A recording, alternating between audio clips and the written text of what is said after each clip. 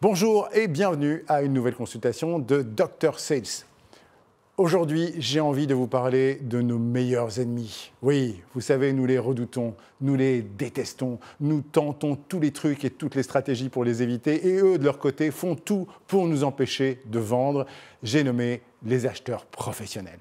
Non, les acheteurs ne sont pas nos ennemis et nous sommes en fin de compte bien plus proches d'eux que ce que nous pensons à la base. Mais nos positions antagonistes dans les entreprises font en sorte qu'on a naturellement l'idée d'avoir en face de nous quelqu'un qui a des intérêts divergents, alors qu'en fait, la plupart des acheteurs ont strictement la même envie que nous, créer plus de valeur pour leur entreprise, notre client, leur employeur.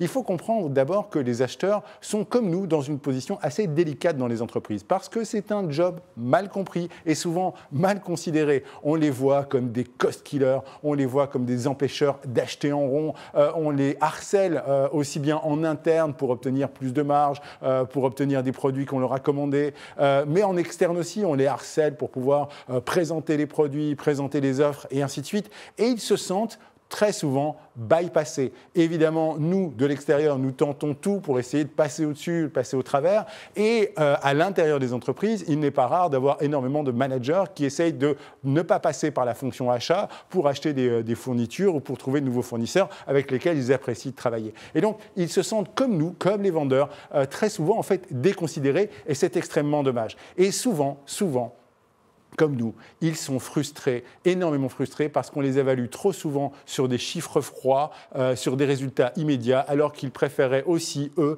être évalués sur leur capacité à créer de la valeur pour l'entreprise à moyen et à long terme. C'est ça l'idée même d'un bon acheteur, c'est quelqu'un qui a un rôle de création de valeur. Évidemment, l'acheteur va essayer de trouver tous les leviers possibles pour créer le plus de valeur possible dans son entreprise. Et il va essayer d'explorer la collaboration qu'il peut avoir avec un fournisseur pour essayer de trouver tous les échanges possibles qui permettront à cette collaboration de dégager un maximum de valeur pour l'ensemble.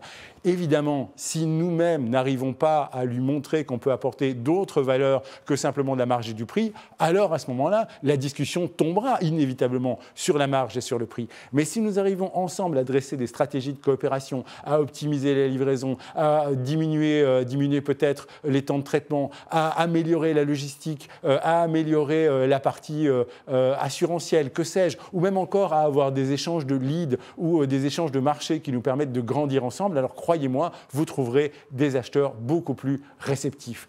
Et effectivement, si on en arrive juste à la question du prix, eh bien quelque part, même si la négociation sera dure, personnellement, je le vis comme un double échec. Ça veut dire que ni l'acheteur ni moi ne serions parvenus à trouver d'autres façons de créer de la valeur ensemble. Alors comment est-ce qu'on peut arriver à mieux travailler avec ces acheteurs? Eh bien déjà, je vous engage à essayer de les rencontrer beaucoup plus tôt.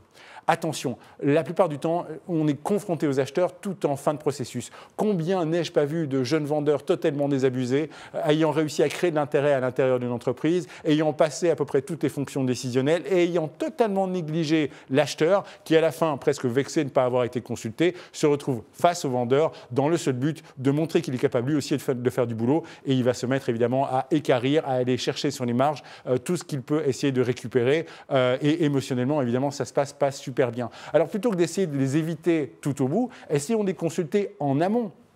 Et là, il y a une notion hyper importante à comprendre pour les acheteurs, c'est qu'est-ce que c'est que le sourcing et qu'est-ce que c'est que le sourcing passif. Il faut bien se rendre compte qu'un acheteur, son travail, c'est de pouvoir avoir dans ses manches, dans son carnet d'adresses, une série de fournisseurs, un ensemble de fournisseurs référents qui, pour une gamme ou un produit ou un service donné, peuvent le livrer. Évidemment, il a tout intérêt à en avoir plusieurs et très bien les connaître. Même si aujourd'hui son entreprise ne travaille qu'avec un seul d'entre eux, il a toujours besoin d'avoir des solutions de rechange, il a toujours besoin non pas juste pour les mettre en concurrence, mais pour s'informer de la façon dont le marché évolue et des potentialités de création de valeur, il a toujours intérêt à être informé sur ce qui se passe dans sa spécialité. Et c'est là que nous pouvons intervenir.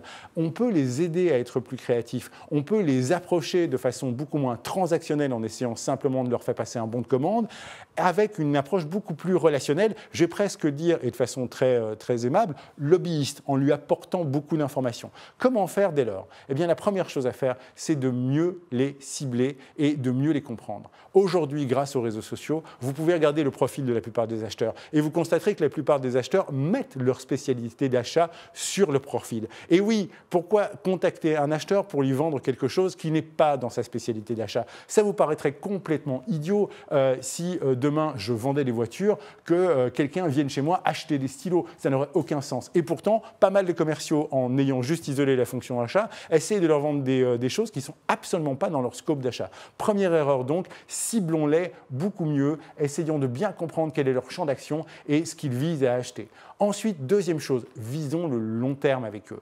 Évidemment, contact avec achat ne nécessite pas forcément de le faire rentrer dans nos pipelines et de tout de suite transformer cette première relation en un deuxième rendez-vous, en espérant un closing sur une offre. Non, je parle de rendez-vous sur le moyen et long terme. Arriver à mieux se connaître, à mieux se comprendre, à mieux évaluer les potentialités, l'informer, l'inviter, lui expliquer tout ce qu'on peut amener à son entreprise sans pour autant lui mettre une pression pour aboutir à un deal. Le but du jeu, c'est rentrer dans son catalogue. Le but du jeu, c'est pas forcément faire signer un bon d'achat. Et donc, je peux très bien arriver à cultiver ma relation avec des acheteurs sans pour autant viser à court terme ou à moyen terme une collaboration, mais je sais très bien qu'à partir du moment où je serai rentré dans leurs références, j'aurai déjà fait énormément de travail. Et donc, il faut les inclure dans nos écosystèmes. Non seulement il faut les inclure dans nos clients potentiels, mais aussi dans nos références avec lesquelles on va pouvoir échanger des besoins, des trucs, des astuces. Eux aussi vont nous aider à grandir. Eux aussi, de façon presque informelle, vont pouvoir nous renseigner sur les problématiques qu'ils rencontrent et nous aider nous-mêmes à être plus créatifs. Et c'est là tout l'intérêt qu'on a de travailler avec eux. Ce sont d'immenses opportunités d'arriver à créer des business plus créatifs, plus riches et plus générateurs de valeur en s'écoutant, en se parlant, en comprenant mieux nos enjeux, sans pour autant avoir pour objectif de travailler tout de suite ensemble, mais au contraire d'arriver à créer plus de valeur sur le moyen et long terme. Et dernière chose, riez avec eux. Les acheteurs ont un humour absolument formidable, ils sont drôles et croyez-moi, de leur côté du cliché, ils ont énormément d'anecdotes à nous raconter et énormément de choses croustillantes à nous faire comprendre à nous les vendeurs. Oui, bien sûr, il y a des clichés. Il y a des clichés sur nos deux métiers d'ailleurs. Il y a autant de clichés sur le vendeur des années 80 qui lui est destiné effectivement à mourir que sur l'acheteur des années 80 qui n'a plus de sens aujourd'hui dans son pur rôle de cost killer.